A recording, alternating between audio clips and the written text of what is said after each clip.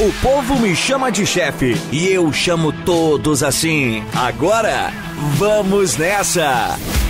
Você está no meio de uma conversa incrível no podcast do chefe. Não desgrude, pois temos muito a explorar.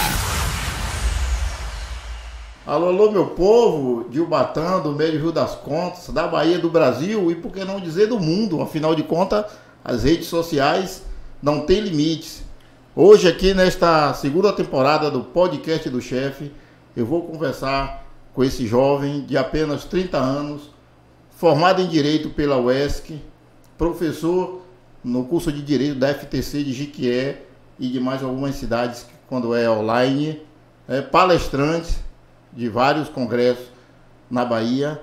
Ele me disse outro dia que ele tem alguns orgulhos, tipo o pai, o Baldo Santos, um amigo nosso que chama o Baldo do Detran, Dona Rosinha, esposa, sua filha Cecília, e que ele se orgulha também que ela nasceu no dia 26 de setembro, né, que é o dia de Ubatã. E também um dos grandes orgulhos dele é ser torcedor roxo do Flamengo.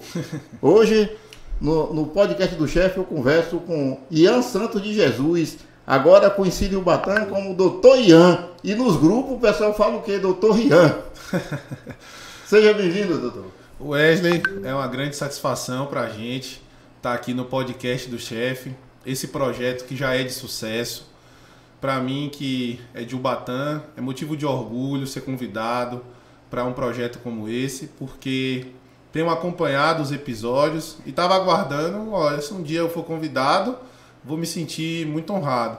Sabemos a importância que você, em específico, dá à história, tem se revelado um grande historiador, porque eu acompanho o seu trabalho nas redes sociais e tem buscado expor histórias, pessoas, fatos e, sem dúvida alguma, colaborado para que as pessoas conheçam cada vez mais situações novas.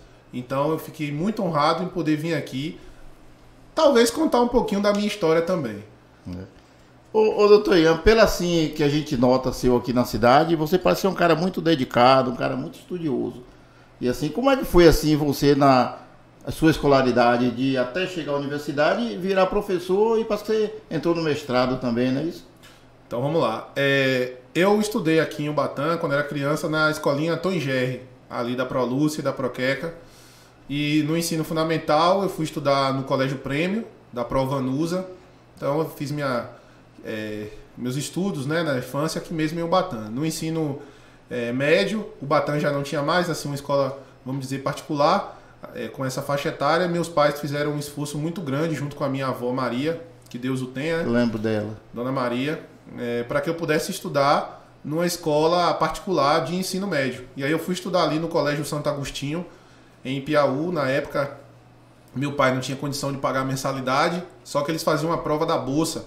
E essa prova dava 50% para o aluno que obtivesse um percentual de X% da prova. E eu fui um dos que consegui esse percentual e realmente tinha 50% real de desconto na mensalidade. E estudei lá durante todo o meu ensino médio. Inclusive fui aluno de Sami Santos, professor aqui, blogueiro, né? Quem é que não conhece Sami Ubatã, foi meu professor lá. E no Santo Agostinho, Wesley, eu tive a felicidade de ser aprovado em 5 vestibulares públicos. Direito na UNEB, Direito na UESB, Enfermagem na UESB, Farmácia na UESB e o que eu escolhi, que foi Direito na UESC ali em Ilhéus. Mas você passou antes de terminar o terceiro ano, eu tinha passado no vestibular, não foi? Verdade, tá vendo? Eu já estava esquecendo. O Wesley, como bom historiador, sabe mais já a minha história do que eu. Quando eu era segundo ano do ensino médio, eu fiz um vestibular como treineiro, né? E tive a oportunidade de passar nesse vestibular para História e Geografia, lá na UESC. Acho que foi terceiro lugar na época. Foi um fato novo, porque eu tinha de 16 para 17 anos, e naquela época a gente fazia os vestibulares antes de chegar no terceiro ano para treinar. E eu lembro na época que a diretora do colégio, a professora Ana Ruth, ela me entregou até uma plaquinha. Eu não a encontrei para trazer aqui, justamente porque uma pessoa com 16, 17 anos nem tinha terminado ainda o terceiro ano, consegui passar no vestibular e ainda da UESC. Mas assim, é uma coisa que a gente fala, Wesley, não para se engrandecer, para, sabe, ter vaidade, mas servir de exemplo motivacional para que as pessoas estudem e cheguem lá. Porque se a gente é de Ubatã, estudou nesses lugares e conseguiu, né? E assim, hoje você tem uma vida profissional muito atribulada, né? Você é professor de Direito na FTC, faz palestra, é subprocurador do município, né? Tem seu escritório particular. E ultimamente você palestrou num congresso em Jequié, não foi? Você falou sobre a judicialização da saúde. Correto. Como foi esse tema lá? Vamos por etapa. Você falou da vida atribulada, de fato, né? Eu sempre notei que para que a gente tivesse sucesso como jurista, que engloba várias áreas, não apenas a advocacia, né? Ser um jurista, alguém do direito, eu teria que correr trecho, né? Porque se ficar somente em Ubatã, eu não iria conseguir galgar alguns postos. E graças a Deus, nessa trajetória aí de estudos, a gente teve a oportunidade de, em 2017, fazer parte do jurídico aqui da Prefeitura Municipal. Na época, a então prefeita Cimeia e o secretário de Administração, Expedito Rigor, nos confiou o cargo de assessor jurídico. Era assessor jurídico 2 e eu fui na carreira. Hoje eu sou subprocurador do município na gestão do atual prefeito Tinho. E também advogado, desde 2017 também atuando. Claro que por conta da minha rotina eu não consigo ter aquele atendimento o tempo todo presente ali. A gente acaba atendendo, hoje também o online facilita, né? A gente marca a agenda. E em 2020, para mim, veio a cereja do bolo. Eu vou te confessar, já que você gosta tanto de história, minha tia Alaí, não sei se você conhece a Alaí, a irmã de Ubaldo. Conheço de vista. De vista, né? Tia Alaí, ela deve estar ouvindo agora seu programa. Espero que ela fique feliz com isso. Quando eu era criança, minha mãe me colocou para estudar em 2 turnos. Eu estudava de tarde na Tom Gerry e de manhã eu ia estudar com minha tia. Minha tia era professora, na época, na escola Juraci Magalhães, ali ao lado do antigo Super Sacolão do Povo, que hoje é o Atacadão, né? E aí minha tia estudava de manhã e eu ia de manhã para a escola onde minha tia lecionava e à tarde para a escola onde eu estava matriculado. E vendo minha tia dar aula, eu acho que isso criou em mim, Wesley, uma coisa de querer dar aula. Eu achava bonito a forma como minha tia ali no quadro ia escrevendo, ia passando conhecimentos. E eu só percebi isso de uns dias pra cá, eu até falei isso pra ela, não sei se ela tá se recordando. Isso me motivou a ser professor. E desde novinho eu queria ser professor. Né? Na faculdade os colegas diziam, eu quero ser promotor, eu quero ser juiz, eu quero ser advogado. Eu dizia, eu também quero isso, mas eu quero dar aula junto com isso. E quando eu saí da faculdade e que fiz uma pós-graduação, me especializei, eu fiquei nesse tino, né? Eu quero dar aula, cara. E em 2020 veio um edital da FTC de Jequié. Foi o professor Rodrigo Rocha, ele postou no Instagram e na página da FTC. Quando eu vi, eu falei, cara, eu acho que aí é a minha chance. Eu agarrei isso, assim, firme.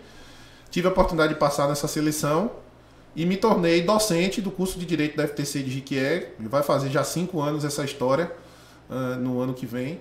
E a gente fica feliz porque é mais uma etapa da nossa vida. E sobre o congresso que você falou, tá até aqui a plaquinha. Eu trouxe aqui para você ver o quanto os meus alunos significam na minha vida. Eu acredito que mais para frente eu vou falar sobre isso. Mas uma das plaquinhas que eu trouxe aqui é exatamente da primeira conferência de Direito do Sudoeste Baiano, né? Congresso de Direito, onde a gente teve a oportunidade de falar sobre judicialização da saúde para os participantes.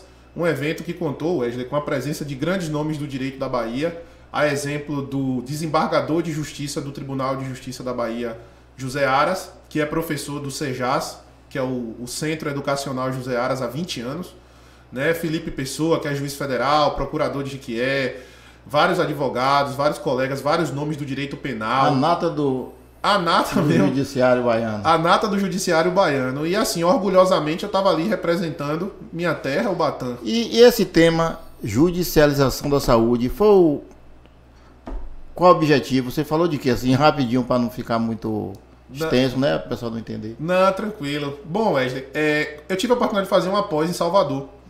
E isso foi em 2018. E o pessoal falava muito sobre quando as pessoas não conseguem, nos postos de saúde, remédios ou cirurgias e tratamentos de saúde que não conseguem no SUS ou a fila da regulação.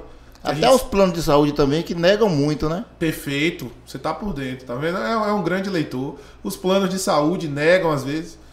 E aí começou esse movimento das pessoas buscarem o judiciário para garantir ali no terreno do judiciário o que às vezes não consegue na prática. Sim. E esse fenômeno dessa quantidade de ações, principalmente quando envolve o poder público ter que, por decisão liminar ou por sentença de um juiz, pagar esses tratamentos, isso se chama judicialização da saúde. É um direito constitucional, está no artigo 6º da Constituição Federal, que é assegurado a todos nós, indistintamente, mas que às vezes na prática, Wesley, você não consegue essa efetivação. E aí as pessoas buscam o judiciário para isso.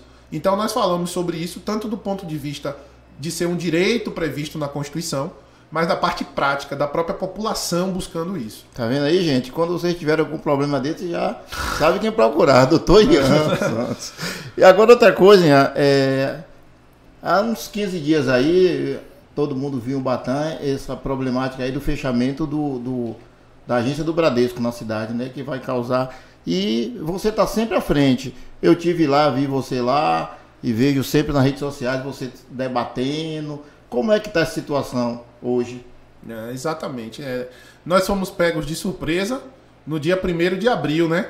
Que o dia 1º de abril é o dia da mentira. Mentira, isso. Tem isso, né? Geralmente a galera faz umas pegadinhas, né? Eu mesmo fiz uma pegadinha com um amigo palmeirense, dizendo que Gabigol tinha sido contratado pelo Palmeiras. Pô, Gabigol, ídolo do Flamengo no Palmeiras, olha aí, veja aí. Ele ficou todo, quando foi olhar, era mentira.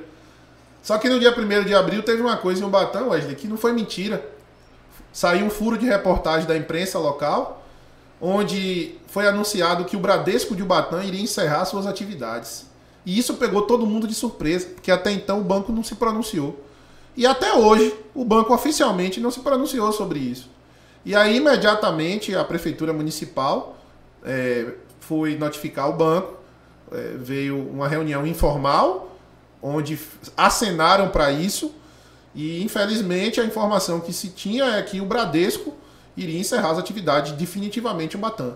Automaticamente, Wesley, criou-se um movimento muito grande que reuniu a população de Ubatã, comerciantes, a maçonaria, Igreja Católica, igrejas evangélicas, a OAB, a CDL, a ACESO, que é uma associação do comércio representada por GAL, né? E mais algumas indústrias como a Nutrical, a Polpa Santa Rosa, e todo mundo se uniu para que fizéssemos ofícios, um movimento ali na frente do banco para forçar o banco a dar uma explicação, uma saída. A gente sabe que hoje todos os bancos estão migrando para o digital, mas as coisas não se fazem de um dia para o outro. E o grande questionamento é esse, é que o Bradesco, eu escolhi 2 palavras para representar o que eles fizeram, e essas palavras vão me acompanhar nessa história até o fim. O Bradesco, de forma abrupta e repentina, do nada, sem dar explicação a ninguém, de uma forma até truculenta. E com prazo curto de fechamento, né? Correto, a gente descobre dia 1º de abril de 2024, para eles saírem no meado de maio de 2024. Praticamente deixando sem chance nenhuma de um município fazer algo, dos correntistas serem avisados. E a conta da prefeitura é lá, né? O funcionário recebe pelo Bradesco, né? Perfeito. Em 2022, o Bradesco ele venceu um pregão onde existe o contrato administrativo 165/2022, que deu ao banco a exclusividade do pagamento da folha dos funcionários. Então, os funcionários da prefeitura de Ubatã, eu sou um deles, recebo o meu salário lá. E existe nesse contrato diversas cláusulas que falam sobre notificar, sobre comunicar situações que possam ser ajustadas, sobre qualquer situação que venha a prejudicar a execução do serviço, ser ajustado entre as partes. E simplesmente atropelaram isso. Mas não vai ficar nem caixa eletrônico, assim, a proposta é nada? A informação que a gente tem é que não, que seria removida toda a agência, o interno e o externo, inclusive os caixas eletrônicos. E eles iriam explorar esses Bradescos expressos. Só que essa história começou a ter uma reviravolta. Parece que o empresário Misael, que é o rapaz do Bradesco Expresso, né? Correto. Do correspondente, Isso. disse que vai fechar também, porque isso também tem segurança, né? Verdade. O Misael, que é um dos responsáveis por um dos correspondentes, e tem mais uma outra loja aqui de Ubatã, falou que com a saída da agência também fecharia. Ou seja, o Ubatã não ia ter ponto nenhum do Bradesco. Nem a agência, nem nenhum correspondente. Só que assim, a gente não ia deixar isso barato. Então, o que foi que a gente fez? A Procuradoria Jurídica da Prefeitura de Ubatã, composta por mim Dr. Wagner, Dr. Clemilson, a gente intentou uma ação e pedimos uma liminar para o judiciário. Para quem está assistindo o programa e não sabe o que é uma liminar, hoje em dia a gente nem usa mais a expressão liminar, é uma expressão comum, mas o novo Código de Processo Civil chama tutela. As tutelas. Tem a tutela de urgência e de evidência. O que é uma tutela de urgência? Em situações em que a gente consiga demonstrar que há um grande risco para o resultado do processo, que há uma urgência, que é o perigo da demora, e que o que a gente está falando há uma grande chance de ser verdade, a gente pode fazer esse pedido, o juiz analisa os requisitos, vê que realmente há elementos ali de urgência e dá uma decisão para, vamos dizer assim, frear ou assegurar alguma coisa. E a gente obteve essa decisão, está até aqui, inclusive impressa assim, eu acho que seu podcast está vendo ela em primeira mão, assim, impressa, essa aqui é a liminar, que assegura provisoriamente que o Bradesco de Ubatã não encerre as suas atividades pelos próximos 180 dias. Doutor, eu vou fazer um parênteses aqui. Essa liminar levou quantos dias para sair do dia que vocês deram a entrada, a Procuradoria Jurídica do município deu a entrada, até o dia que o senhor liminar, levou quantos dias? Mais ou menos uns 4 ou 5 dias. 4 dias, né? Agora, isso é o fato porque tem um juiz na cidade agora titular, né? Isso porque se fosse há algum tempo atrás, talvez chegasse a época do banco fechar e eliminar, não teria saído, não é isso? Correto. É uma das coisas que a gente fala direto. Existem algumas situações que são importantes demais para uma cidade. Exemplo, ter um juiz titular, ter um promotor, isso facilita. Casos de urgência como esse, você tem a quem recorrer. Porque a pior coisa era como a gente estava há um tempo atrás. Não se tinha um juiz titular, era um juiz substituto, às vezes você não sabia. E a gente tem visto que o Ubatã, pelo menos nessa linha, isso tem avançado. Isso foi muito importante, porque é um caso que é urgente, é para ontem, não tem como esperar. Porque se o banco, do nada, com essa movimentação que foi feita, resolve ir embora amanhã, eu vou fazer mais o quê? Já saiu, já desarmou, já levou, e aí? Então, você puxou uma parte interessante, que é justamente a importância do município ter os órgãos, inclusive um juiz. É. E assim, eu tenho notado que o que não falta em Ubatã são problemas para o jurídico, a Câmara, todo mundo intervir nisso. Por exemplo, mesmo esse problema da Coelba, da Embasa, aí a Embasa está botando sempre a culpa na Coelba agora, né? Falta água, é porque faltou energia, queimou a bomba.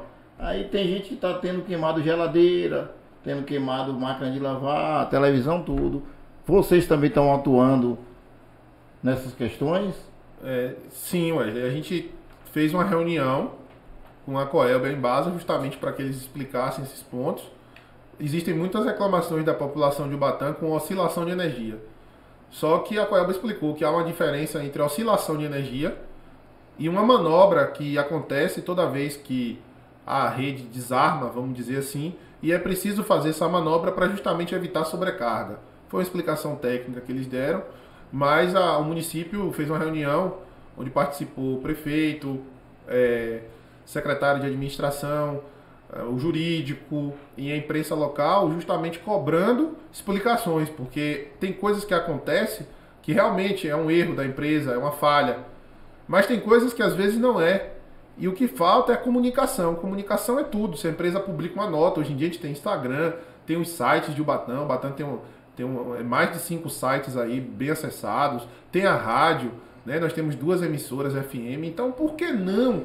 E foi o que a gente mais cobrou. Explica para a comunidade. Quando você explica, a comunidade entende o que aconteceu, ela sabe o que vai fazer. Mas não está acontecendo demais, não? Está acontecendo. Tem coisas que são falhas e tem coisas que são... vamos dizer assim, operações da própria empresa. Porque assim, ó, eu até escrevi um artigo uma época, eu conversei com o presidente da Embasa, que é até o atual ainda, há uns 4 anos atrás. E estava me explicando, porque tem local que a Embasa não dá lucro. Então assim, a Embasa está em 300 e poucos municípios, né? Apenas, sei lá, 60% dão lucro, 40% dão prejuízo. Então o lucro desse que vão para os outros. Aí, por exemplo, o Ubatã não tem lucro, o serviço que o Ubatã, o que eles arrecadam, porque a população pede. Entendo. Você entendeu? Para ter um serviço de qualidade como a gente merece, mas o que arrecada não compensa.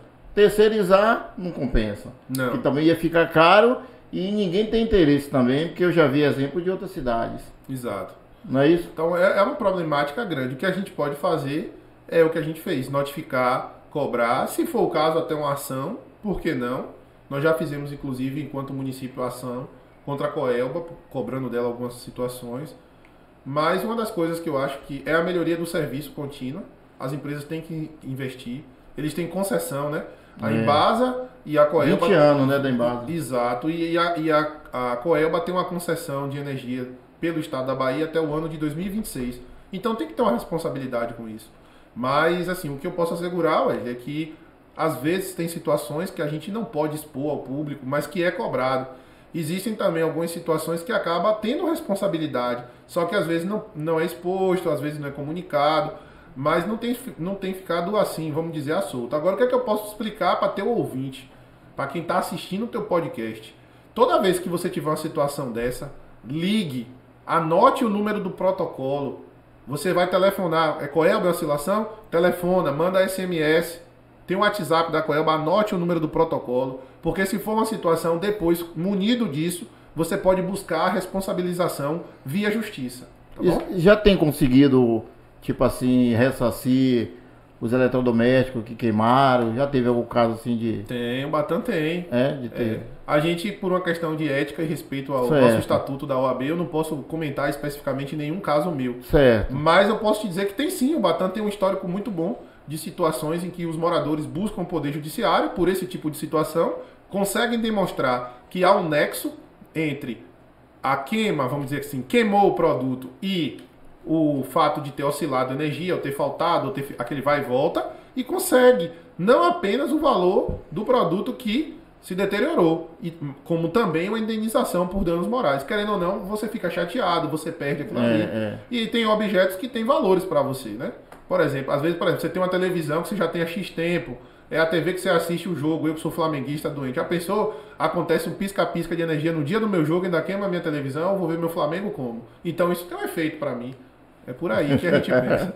Agora sim, doutor Ian. Isso aí eu acho que essa pergunta que eu vou fazer agora cabe mais, até porque eu sou subprocurador do município. A gente está tendo muita violência no Brasil todo, né? Bahia, Brasil, em Ubatã. E o pessoal da Guarda Municipal, a população também sempre fala, eles dizem que poderia ajudar muito a Polícia Civil e Militar, né? Nesse combate essa violência, esse crime e tal. Mas hoje eles não podem usar arma, eles não podem atuar como se existe hoje a Guarda Municipal em algumas cidades, né? O que é essa Guarda Municipal diferenciada para de Ubatã hoje e o que é que precisa para virar essa guarda por lei? Entendo. Só uma pergunta interessante. E só outra coisa que eu conversei outro dia, as pessoas hoje que são os guardas de Ubatã, que, né, eles acham que automaticamente, quando tiver a Guarda Municipal, essa GMC que chama, né, não sei como eles vão migrar para lá, mas não é isso não, eles têm que ter outro concurso, né? Correto, vamos lá. Ou não? Ele fez uma pergunta tipo Enem, que é aquela pergunta grande, cheia de observação. Vamos destrinchar a pergunta dele por partes. Vamos lá. Primeiro, Ubatã não tem guarda municipal, porque não tem uma lei de criação de guarda. Segundo, não teve concurso para guarda em Ubatã. São situações que às vezes quem está em casa, quem está assistindo, não sabe. Ubatã tem polícia administrativa e vigilante. São cargos diferentes. Que é para tomar conta dos imóveis, né? Exato. Tem mais a ver com o que a gente chama vigilância patrimonial. Para que se tenha uma guarda, por exemplo, eu vou citar aqui Jitaúna. É uma cidade bem próxima de Ubatã e que tem uma guarda, né? Para que se tenha esse tipo de guarda, teria que se ter uma lei de criação dessa guarda, porque é assim que diz a Constituição. E existe uma lei federal sobre guarda, que foi criada há algum tempo. Precisaria ter uma lei de criação. Nessa lei de criação, a previsão de um concurso público. No concurso público para guarda, não é um concurso qualquer, é um concurso que, inclusive, tem uma parte de teste de aptidão física, que é o chamado TAF, porque envolve hoje toda uma estrutura de polícia. E tem mais alguns detalhes que, às vezes, a população não sabe. Por exemplo, eu posso fazer isso agora? Depende. Porque, por exemplo, para você abrir um concurso, você tem que estar abaixo do índice de pessoal. O que é o índice de pessoal? É um índice que limita o gestor a gastar com folha, com pagamento de servidores. Se o município estiver acima, ele não pode abrir concurso. Como é que tu está acima do índice e tu vai abrir um concurso? Então tem, primeiro de tudo, essa problemática. Segundo, você tem várias restrições para esse tipo de situação. Você não tem uma lei, você teria que criar uma lei. Existe um pensamento equivocado de que, por exemplo, quem já trabalha nisso na cidade é guarda. Não é guarda. Ou você é polícia administrativa ou você é vigilante. Não existe, por exemplo, você migrar uma pessoa de um cargo para outro. A Constituição veda isso. Para você entrar numa carreira, você tem que prestar concurso público. Né? É a regra da Constituição, desde 88. E mesmo você passando no concurso, para ir para o outro, mesmo que seja parecido, tem que fazer outro. Correto, perfeito, é exatamente isso. Então, o que é que poderia se fazer em Ubatã? Que eu acho que o intuito final da tua pergunta é essa. Teria que mais para frente analisar o cenário de índice de pessoal, o cenário legal, criar a lei, projeto de lei para a Câmara, aprovar, viabilizar isso aí, de que forma, se tem ou não tem como fazer um concurso, vencidas essas etapas, os servidores seriam selecionados, né, os futuros guardas, estruturar tudo, e aí esse pessoal que já trabalha poderia ser aproveitado sim, para desempenhar algumas atividades. Mas com essa nomenclatura de guarda municipal, só via concurso. Aí essa polícia administrativa teria que fazer um concurso, quem quiser, para virar o guarda municipal. Correto, exatamente isso. Só que às vezes a população, eu tenho muito cuidado, inclusive há uma dificuldade grande quando você é da cidade e trabalha na cidade com algumas coisas. Porque para você explicar isso para algumas pessoas, as pessoas não entendem, elas acham que, não, como um passe de mágica eu consigo resolver, e não é bem assim. E assim, doutor Ian, como é que você, assim, eu já falei antes de suas atribulações, e como é que você faz para sua vida social? Porque é procurador, subprocurador do município, professor, palestrante, né? E a vida social? Vamos lá, a gente tenta equacionar isso. Não é fácil desenvolver tantas atividades. A filha. Exato, minha filha também. Hoje ela está até em Jequié, deve estar assistindo o papai. Mandar até um beijo para ela. Você deve estar vendo o papai agora no YouTube. Na TV bem grandão aí. Mandar um beijo pra tu. Você me acesse. A gente tem que tentar dividir o tempo, né? Inclusive o povo brinca que eu sou ruim de responder o WhatsApp. Cara, eu troco o meu WhatsApp com qualquer pessoa. Porque eu quero que você receba mensagem dos meus alunos, do meu grupo da faculdade de professor e de coordenação, dos meus clientes, das pessoas que procuram a prefeitura de Ubatã, do pessoal, dos meus grupos que eu faço parte, que eu também tenho o direito de participar. Não responde o zap. Pô, tem hora que você tem que se desligar. Mas a gente tenta. E uma das formas que eu tenho de vida social é ver meu Flamengo. Meu Flamengo é sagrado. Na hora do jogo do Flamengo, meu irmão, pode me ligar o Papa Francisco chamando aqui. Eu não vou atender porque o Flamengo tá jogando. Aí tem gente que até brinca com isso, acha, rapaz, isso é demais, esse flamenguista é tudo doente ao extremo. Mas é o meu momento de lazer e é uma das coisas que eu gosto de fazer. Mas para além disso, a gente tenta, por exemplo, eu brinco que dar aula para mim é se divertir. Eu não me estresso numa sala de aula. Eu tento me divertir, porque isso para mim, quando você faz uma coisa, por exemplo, com amor, isso se torna uma diversão. Abrir a porta da sala da faculdade e começar a dar aula para meus alunos é uma forma de me divertir, é uma forma de me relaxar, acredite se quiser. E parece que você é querido pelos alunos, né? Porque você já, com pouco tempo, né, por se dizer, de professor, né? Já foi paraninfo, já foi homenageado pelas turmas, né? Trouxe aqui um bocado de homenagem dada pelos alunos, né? Aqui eu trouxe um pouquinho da história da gente. Vou até me reposicionar aqui para colocar. Bom, paraninfo, eu já tenho um convite. São esses dois aqui, são duas turmas da FTC que nos convidaram. Vão colocar o nosso nome aí na turma. Aqui foi uma homenagem da segunda turma de Direito da faculdade, né, nos homenageou como professor homenageado. Isso aqui é uma caneca que na época o terceiro B de 2022 me deu. Tem até uma brincadeira aqui, ó. Direito, toca na caneca que te processo. E aqui na frente tem escrito: tem acordo, doutor, com carinho, né? O segundo, na verdade, B. Na verdade, assim, Wesley, como eu te falei, eu acho que quando a gente faz uma coisa porque gosta, eu dou aula porque eu gosto de dar aula, eu acho que isso incentiva. E, assim, quando eu era aluno da UESC, eu mirei em alguns professores meus, que, assim, se um dia eu fosse professor universitário, eu não ia ser menos do que eles. E os grandes professores estimulam a pessoa que é professor. E não só da UESC, mas também do Colégio Prêmio, do Santo Agostinho.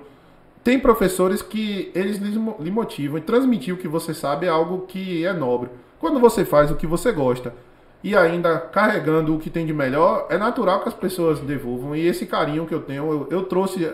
Eu poderia trazer várias coisas aqui pro programa, Mas eu trouxe as coisas que os meus alunos me dão, porque é uma relação bonita, eu acho que é uma relação sincera e é uma coisa que fica e ninguém muda isso. E você gosta de escrever também, né? Porque eu soube que você foi redator do site Notícias de Ubatana, é isso? Lá. Notícias de Ubatana. Lá atrás, essa é uma história foi uma história de 6 anos, 2010 aí, nosso amigo Arnaud Silva, ele tinha um site Notícias de Ubatana, e aí nos convidou para, na época, fazer um trabalho de foto, de redação. E a gente começou a escrever as matérias. Eu agradeço muito a ele, foi uma oportunidade não só de trabalho, mas também de crescimento pessoal, profissional. E, cara, eu digo que o Notícia de Ubatana me fez uma coisa muito, muito interessante. Como você gosta de história, vamos contar uma historinha pequena. Paula Fernandes, na minha visão, é uma das maiores cantoras do Brasil, tanto em voz como compositora. Paula Fernandes, ela é a compositora das suas músicas e também canta muito. A voz dela quem aí já ouviu Paula Fernandes sabe. E graças à Notícia de Ubatana, tive a oportunidade de entrevistar a Paula Fernandes. Né? E bonita, muito bonita. A parte que ele quis dar uma ênfase. Mas eu tive a oportunidade de entrevistar a Paula Fernandes em um São João ali de Itajibá. E foi graças à Notícia de Ubatana e foi uma entrevista muito legal. Inclusive ela falava de um projeto internacional que ela estava fazendo. E foi muito simpática com a gente. Riu, contou até uma novidade, que era uma forma que ela cantava com outra artista, né, que é a Shania Twain. Foi graças ao site. Então isso foi muito motivador na época. Mas já tive a oportunidade de escrever artigos. Eu acredito que algum site aí vai ficar com ciúme, mas acho que de todos os sites de Ubatana, acho que eu já tive uma colaboração. Não sei se eu posso citar, nem poderia, mas o Ubatana Notícias, o Notícias de Ubatana, o Interiorano, o Ubatana Sul News, acho que quase todos aí eu já tive a oportunidade de escrever alguma coisa para eles, viu? Isso é bom. Doutor Ian, eu sempre faço aqui assim um momentozinho cultural, né, no podcast. Esse livro aqui, a biografia, A Vida de Rui Barbosa, foi escrita por Luiz Viana Filho, da um projeto Alba Cultural, que é da Assembleia Legislativa da Bahia. E eu trouxe esse livro aqui para lhe presentear, você que é jurista. Muito obrigado. Ler a história de Rui Barbosa. Grande jurista. E esses dois aqui é da professora aqui municipal. Ela leciona no colégio Jeová Amaro Bejoíno, a professora Ilzeni Ribeiro Paranho. Conheço demais. Ela fez dois exemplares aqui. Esse primeiro aqui foi com os alunos da escola de Heraldo Passos, quando ela dava aula lá. E esse agora, que foi do ano passado, 2023, foi na escola Jeová Amaro Bejoíno, que ela hoje leciona história. É um projeto que ela faz e os alunos que escrevem as histórias, e ela conseguiu publicar, né? É uma escritora aqui de Ubatana e vem fazendo esse belo trabalho. E vou até convidar ela para vir aqui depois, a professora Ilzeni Paranho, a quem eu mando um abraço aqui, e também para todo o colégio. E para a família do homenageado do colégio, né? Seu Jeová, que foi uma pessoa aqui em Ubatana, respeitado por todos. Agora sim, só uma parte, Ilzeni tem esse carinho, é a mãe da Elis Paranhos, né? Uma grande amiga nossa. Quem eu conheço a Pro Ilzeni, a gente sabe da competência dela, e também de Elis, mandar um abraço para Elis. Deve estar nos assistindo também, uma grande amiga, uma grande fã nossa também, viu? Agora sim, vou mudar um pouquinho de assunto aqui, eu não sei se você vai querer me responder isso. Mas todo mundo fala na rua, nas esquinas, nas redes sociais. O Ubatana precisa aparecer gente jovem na política. Precisa aparecer gente jovem, que são os mesmos. E outro dia eu ouvi uma conversa assim, doutor Ian vai ser candidato. Não sei aqui se era vereador, se era prefeito. Mas pelo que eu tenho lido aí e escutado aí na rua, parece que não. Mas você tem vontade ou pensa no futuro você entrar na carreira política? Então, isso começou com uma brincadeira, né? Você mesmo citou uma brincadeira aí. Tem um grupo de WhatsApp que fala Dr. Rian. Foi uma pessoa dando uma explicação lá, que ele vai se defender e diz, não, quem vai resolver isso é Dr. Rian, em vez de falar Ian. E assim começou essa brincadeira aí com a questão política. Muitas pessoas começaram a observar as nossas falas, nossos posicionamentos, e falar sobre isso. Eu não vou dizer a você que não tenho vontade. Vontade sim eu tenho. Também não posso falar para você assim, não, eu não quero. Querer a gente quer. A questão é que às vezes é a configuração da coisa. Você inclusive teve a honra de ser vice-prefeito de nossa cidade. E como vice-prefeito conseguiu ingressar em várias discussões e ajudar a nossa cidade em muitos pontos. Que eu lembro que era, não é porque está na sua frente, mas muita gente diz, né? Um dos vice-prefeitos mais ativos da história de Ubatã. Ia a Salvador, participava das reuniões, e você via o quanto você colaborou com algumas coisas aqui. E a gente mira essa colaboração com nossa cidade. O problema é que também você sabe o outro lado da política, Wesley. Infelizmente, às vezes a gente não quer chegar como a gente sabe que na política é. Às vezes a gente não quer fazer algumas ações. Todo mundo que acompanha a política sabe que às vezes é preciso algumas coisas. E às vezes a gente não concorda, não quer ser dessa forma. A gente espera que fosse de outro jeito. E quando a gente analisa o cenário, vem a vontade, vem o querer de algumas pessoas, vem alguns amigos, vem algumas pessoas que falam, vai, mas a gente observa alguns cenários e olha, cara, não seria dessa forma que eu queria, sabe? Mas tem a vontade no coração. Rapaz, como eu disse, a gente não vai dizer que não quer, porque nunca diga nunca, né? Mas eu acho que o Ubatã é aquela questão, não só o Ubatã, todo mundo diz assim, você é gente boa, não vá pra política não. Como você já deve ter ouvido isso.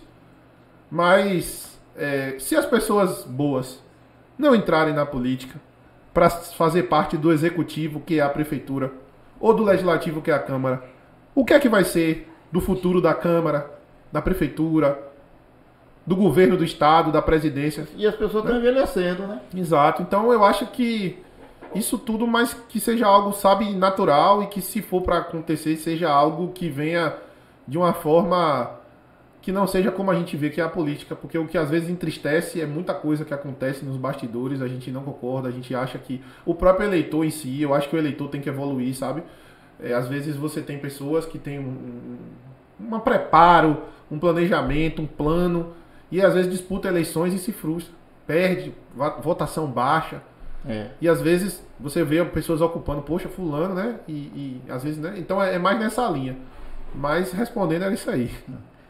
É isso aí, minha gente. Eu conversei hoje aqui, tive o imenso prazer de bater esse papo com o doutor Ian Santos, esse jovem aqui, Ubatã, que está numa grande progressão na carreira, professor universitário, mestrando, né?